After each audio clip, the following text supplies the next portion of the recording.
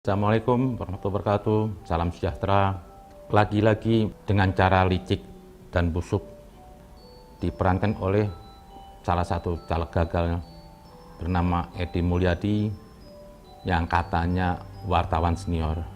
Tapi bagi saya itu wartawan sampah. Masa wartawan kok isinya hoax semuanya. Pembicaraannya nggak ada dasar, nggak ada kebenarannya. Pertama dia sudah membuat berita bohong waktu kejadian kalau nggak salah itu kilometer 50. Terakhir ini saya dengar di konferensi persnya begitu berapi-api dikelilingin gerombolannya. Saya yakin tuh mereka sudah sepakat toh. Mereka ingin menghinakan Jokowi lah, ingin menghinakan negara ini, ingin menghambat kemajuan negara ini.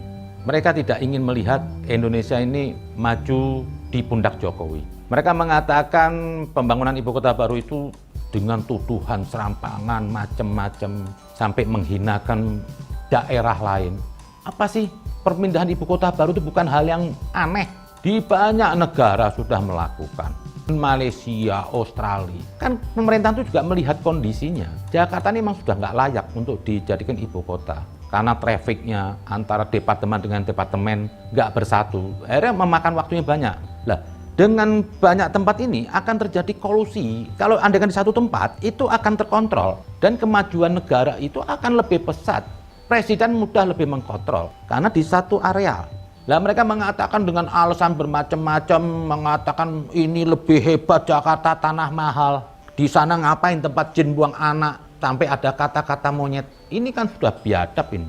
Justru saya melihat yang duduk di depan itu kemarin konferensi, itulah monyet-monyet yang sebenarnya. Monyet-monyet yang sok intelek, sok elit, sok hebat. Ini kan Indonesia mau berkembang. Apa salahnya ibu kota dipindah ke juga Indonesia juga? Oh. Itu Kalimantan juga Indonesia. Justru ingin mengembang, ingin apa? Membangun di daerah lain. Jangan cuma itu konsentrasi di Jawa. Saya setuju aja tuh pemerintah itu. Oh, DPR sudah menyetujui ya. Harusnya si Edi ini kalau sebelum bicara dipahami dulu konteksnya. Karena Anda mewakili wartawan katanya senior. Ini Anda apa? Yang kalau yang ngomong orang awam atau siapa saya nggak ada masalah. Ini wartawan kan harusnya bisa membidangi, tahu masalahnya. Apa yang dibicarakan dia tuh harus tahu masalahnya. Ini Jokowi bukan main-main. Mengatakan sampai membawa-bawa nama Prabowo, sampai membawa jabatannya jenderal dengan bahasa yang nggak pantas, teriak-teriak, mengatakan seperti macan yang mengeong. Saya tahu tuh, omongan Anda tuh penghinaan loh. Anda ingin menghina aja. Anda lihat dong, jangan Anda pikir tuh di kabinet Jokowi itu semua bodoh. Prabowo itu juga bertindak kan kebaikan. Kenapa harus serang Prabowo-nya? Emang negeri ini kalau ada ibu kota baru mau perang apa? Kok harus kaitannya dengan menteri pertahanan semuanya? Dan Jokowi sudah bicara, pasti semua ada kabinet bicara. Dan ini sudah diselesaikan. Jokowi, satu periode Jokowi itu sudah super spektakuler bagi saya. Bisa menasionalisasi semua aset-aset yang dikuasai oleh asing. Seperti Amerika, Prancis, semua sudah. Kok ini hari Anda ribut? Yang saya sedih itu apa? Kok bisa Anda keluar mulut dengan bahasa keras, melecehkan etnis di Kalimantan tuh? Sepertinya mereka itu tidak bisa dibangun. Sepertinya mereka itu, maaf ya, generasi gagal. Nggak mungkin dibangun. Primitif, macam-macam itu. Jadi saya sedih hal. Saya tahu ini, gerakan Anda ini ada gerakan pesanan. Yang pasti pesanan apa? Orang-orang yang anti Jokowi. Ini harus disikapi. Kalau yang pertama kilometer 50 aja saya juga nyayangkan kok pemerintah nggak ambil tindakan. Kalau ada orang salah ngomong, bagi saya nggak ada masalah. Ini bukan salah ngomong, ini sudah dibikin siasat.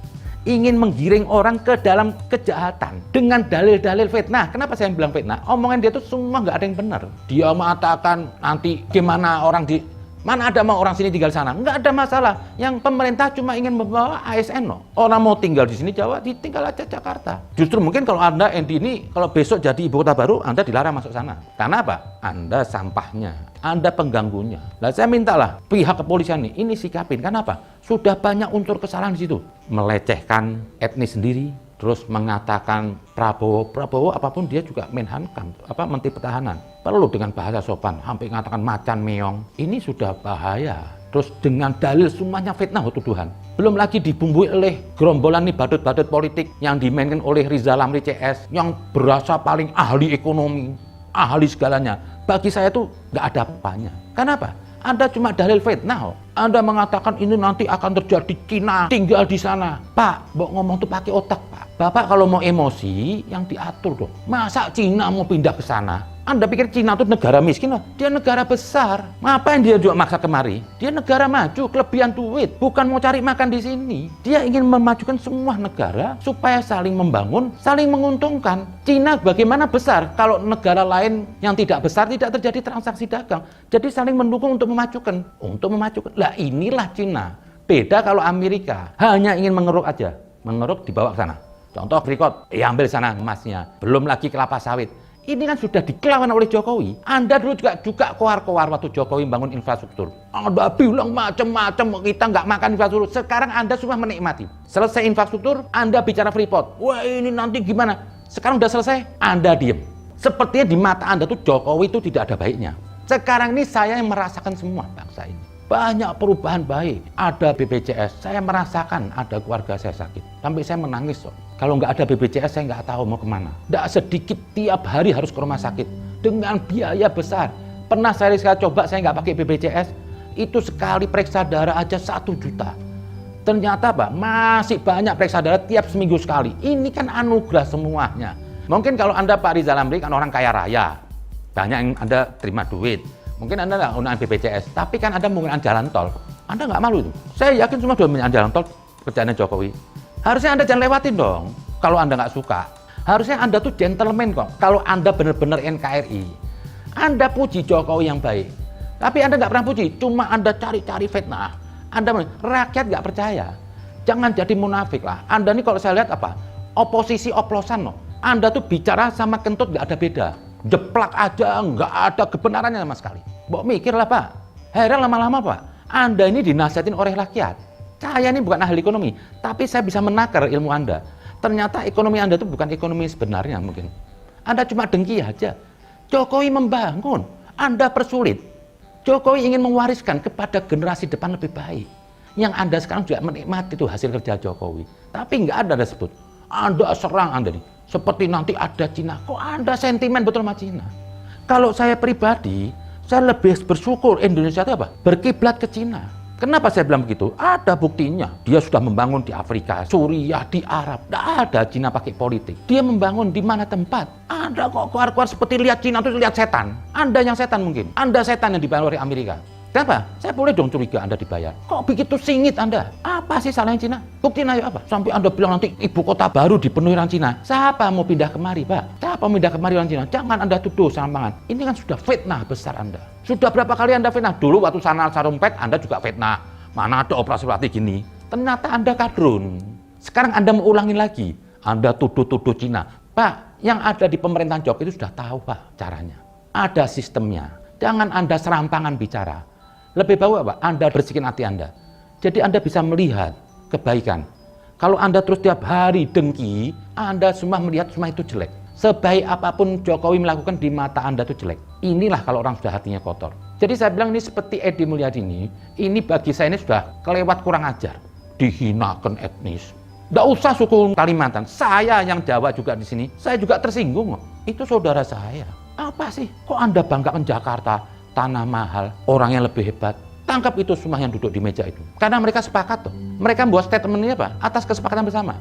Tangkap itu semua, jangan kurang ajar. Petantang, petenteng, ketawa. Terus meminta maaf, nggak bisa selesai minta maaf. Kalau kesalahan Anda personal, saya maafkan. Ini kesalahan Anda bukan personal. Anda sistematis di sini. Dengan petata, petenteng yang ngata-ngatain. Seperti di Indonesia cuma yang pinter Anda. Minta maaf juga, terus dengan gayanya seperti tidak ada penyesalan. Seperti mau, ya apalah.